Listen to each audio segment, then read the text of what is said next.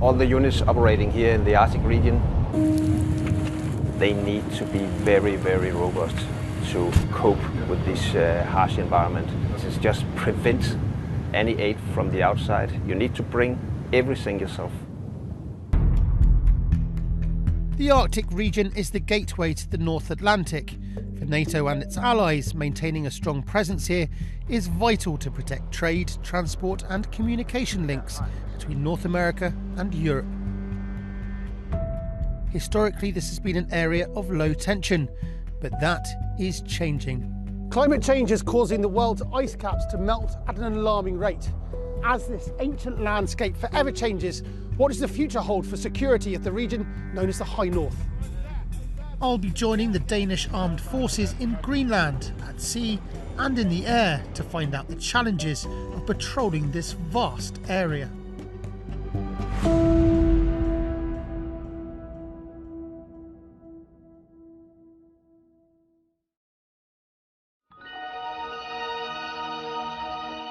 Greenland is considered by scientists to be ground zero for climate change, where its melting ice caps are significantly contributing to a rise in sea levels. Along with the Faroe Islands, it forms part of the Kingdom of Denmark and is therefore under Danish military protection, which falls to the Joint Arctic Command, or JACO, a Danish-led operational command with a headquarters in Nuuk, Greenland's capital. The geo-gap, Greenland, Iceland and UK is hugely important for NATO. It's what ties the transatlantic bonds together. That's the way we would get the reinforcement from North America in a conflict scenario in Europe.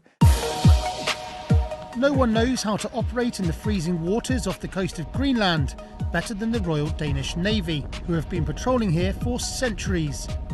We'll be boarding the HMS Triton, one of 4 Danish ocean frigates patrolling Greenland at any given time under the Joint Arctic Command. Right now we are coming alongside the HMS Triton here, and they're going to winch us up onto the ship.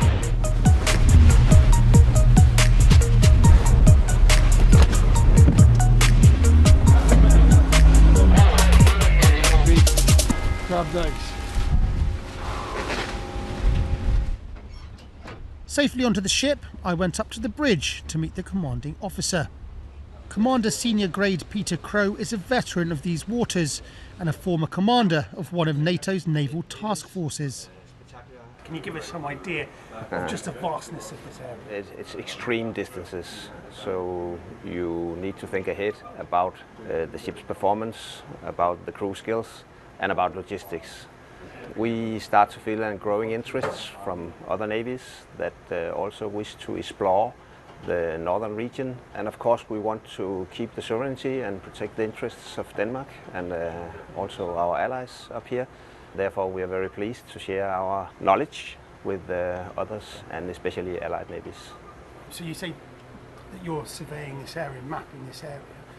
Has that mapping or surveillance changed due to climate change over the last few years, do you feel? I mean, it's the sea level that's changing and it's the amount of ice that is changing. Let's take an example here in the Bay of Disco where we are now.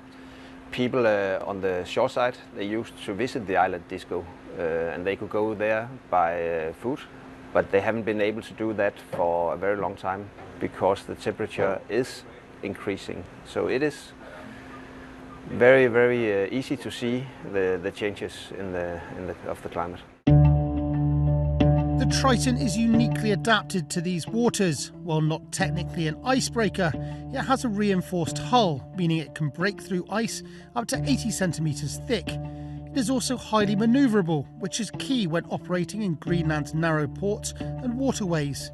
With a crew of roughly 55 highly trained personnel and equipped with advanced radar systems and a Seahawk helicopter, the Triton's main role is to protect Danish sovereignty. But it is also responsible for search and rescue missions, environmental monitoring and logistical support to local communities. Men I skal de her 2 tampe, der stikker ud, dem skal I skære af. In these vast regions and testing conditions, a successful patrol relies on the competence and teamwork of the crew members. Der left one. Yeah, that's right. I got it right? Yeah. Fantastic. Thank you very much. I got it right. Quite happy with myself. On board the Triton, a group of 20 or so conscripts are quite literally learning the ropes. For the Danes, passing on knowledge from one seafaring generation to the next maintains mission continuity. So this is the ice splice, is that right? Yeah. And how is my ice splice? It's perfect. Thank you very much. It's really, yeah, it's good. And it's the first time you've done it? To be fair, I didn't do most of it, really. I saw you got some help, yeah. I did have a lot of help. Yeah. You're in such a small, limited space for such a long period of time. But does everybody get on? Is there big camaraderie? How does it work? But usually it's like a big family. It's like working with your family. So, because when we're off from work, we're still here. It's like 24 hours a day. Never ends. Is this your first time to Greenland, or have you done? No, I've done it multiple times. We learn to have a lot of respect because the North Atlantic Ocean is one of the harshest oceans in the world. We really do have respect for the waters up here. Spending time on the Triton had given me a window into the rigours and perils of operating in these waters. The crew on board are acutely aware of their roles, and there's an almost instinctual understanding of the tasks that need to be done. Those skills and experiences could be crucial if, as expected, climate change causes this region to become more contested. As the ice melts, it creates the opportunity for new shipping routes, and with it, potential risks and threats to Euro-Atlantic security. The availability of new Arctic routes, while presenting potential commercial opportunities, could also lead to competition between nations and jeopardise the security of the entire region.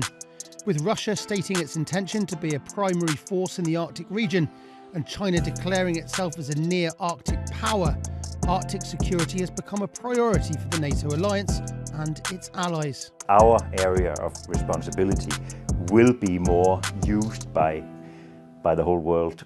Trade, the ships, by research, by tourism. So there will be more people in our area, and that of course gives us a challenge, both in the surveillance part, but also in the search and rescue part. We need to be capable to handle that. So there will be challenges. Greenland is the world's largest island, 6 times the size of Germany. It has a coastline of 44,000 kilometres, longer than the distance around the world's equator. With a population of just 56,000, Greenland's communities are often thousands of kilometres apart. To patrol an area this big, both for surveillance and search and rescue missions, the Joint Arctic Command also deploys Challenger aircraft. The Challenger patrols the regions around Greenland and the Faroe Islands on a daily basis, and today I'll be joining them. But first, a flight briefing. We're here, thunderstorm, going out through the fjords, up along the coastline, inspecting for the ships, in around counterclockwise around Disco Island, and when we're done with the inspection, we go back home.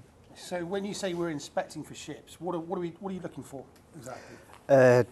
We have a general idea of what's out there today, and we're just going out and see if everything is like it should be. And the ships there, the fishing ships, see if they have the permissions to be there, and just making sure that they are what they are and where they are and do what they were supposed to do. Yeah. So essentially, you're creating a kind of maritime picture from the sky. Briefing complete, it was time to board the aircraft. The CL-604 Challenger has long-range and high-altitude capabilities, which makes it ideal for Arctic maritime patrol and search and rescue missions. So guys, right now we are obviously flying over Greenland. Can you give me a little bit of an idea about what you're doing? Right at the moment, I'm using the radar to look for targets on the surface and try to correlate them with what info we have on the ships that are in the area. Then we need to go visually ID each ship, all the fishing ships, the passenger vessels, the merchant ships. We have to have a positive visual ID of them. We take some frame grabs of it and send it down to the Arctic Command, so everybody's sure that the ships are who they say they are and that they're allowed to be there.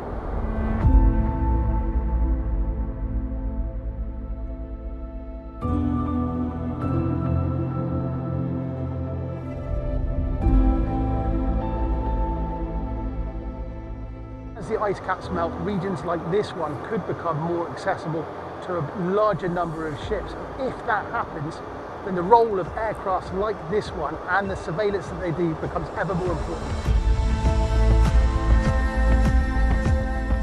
The truth is that nobody knows exactly what will happen in the coming years and decades with regards to rising sea levels and the effects they could have on security in the high north.